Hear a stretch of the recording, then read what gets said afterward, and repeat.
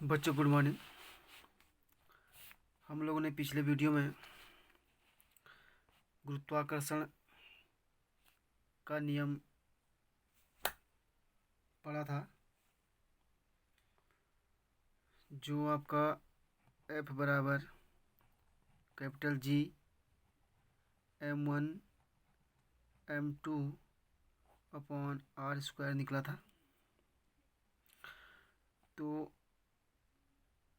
इसका मतलब क्या हुआ कि द्रव्यमान अगर बढ़ेगा तो क्या होगा, आपका फोर्स आपका भी बढ़ेगा, क्योंकि ये क्या है, डायरेक्टली प्रोपोर्शनल है, उसके बराबर में है। तो एक चीज़ इसमें घटेगी ना, एक चीज़ घटेगी तो दूसरी चीज़ भी घटेगी। अगर ये चीज़ बढ़ रही है तो ये भी चीज़ बढ़ेगी, क्योंकि फोर्स किसके कारण लग रहा है, इन द्रव्यमानों के कारण फोर्स लग रहा है।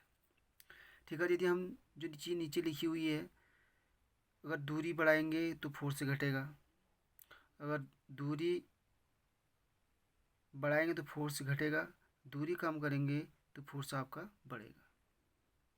ठीक है, अगर हम क्या करें, दूरी को दुगना कर दें तो F बराबर G m1 m2 अपॉन दूरी को हम क्या कर दें, 2r कर दें।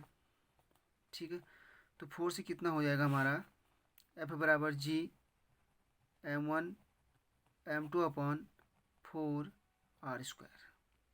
यानी जो पहला हमारा जो जितना फोर्स लग रहा था उसका 1/4 हो जाएगा।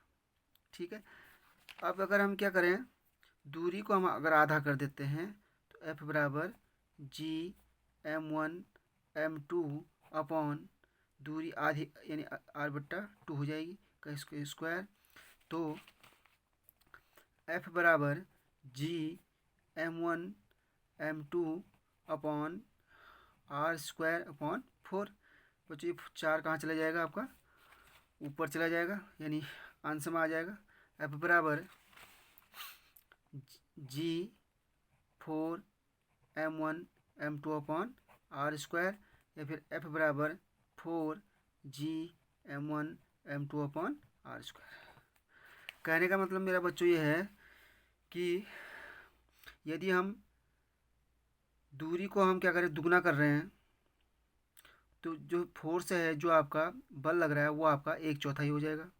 अगर हम दूरी को आधा कर रहे हैं तो फोर्स क्या हो जाएगा, आपका 4 गुना हो जाएगा। इस फॉर्मूले का मतलब ये होता है, ये आपको ध्यान रखना पड़ेगा बार बार। ठीक है, अब मैं इस जी का मान बताऊंगा। इस जी का मान होता है आपका बच्चों 6.67 इंटू 10⁻⁻11। ठीक है, अब इसका मात्रक आएगा।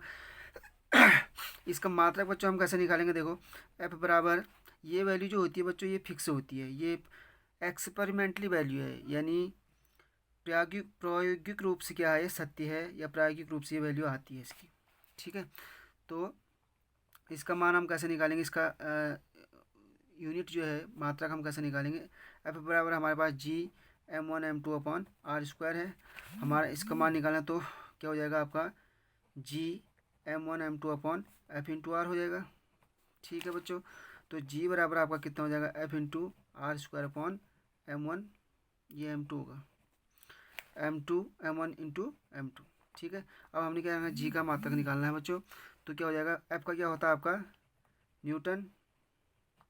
ठीक, दूरी का क्या हो जाएगा आपका मीटर स्क्वायर।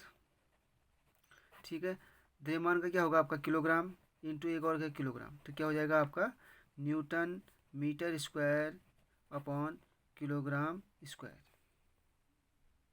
ठीक है, यानी इसका मान कितना आएगा बच्चों, total newton metre square upon kilogram square, यानी 6.67 into 10⁻⁻11 newton metre square upon kilogram square. ये SI सिस्टम है बच्चों, एक नंबर में क्वेश्चन आता है, ये SI में है या फिर MKS में है।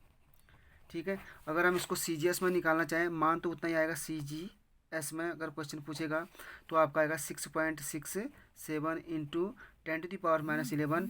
इस न्यूटन की जगह पर आपका डाइन हो जाएगा, डाइन मीटर की जगह आपका सेंटीमीटर स्क्वायर अपॉन किलोग्राम की जगह आप क्या हो जाएगा आपका ग्राम स्क्वायर। ठीक है, ये CGS पद्धति में है बच्चों, और ये आपका एमकेएस या एसआई सिस्टम में है या एसआई यूनिट में है।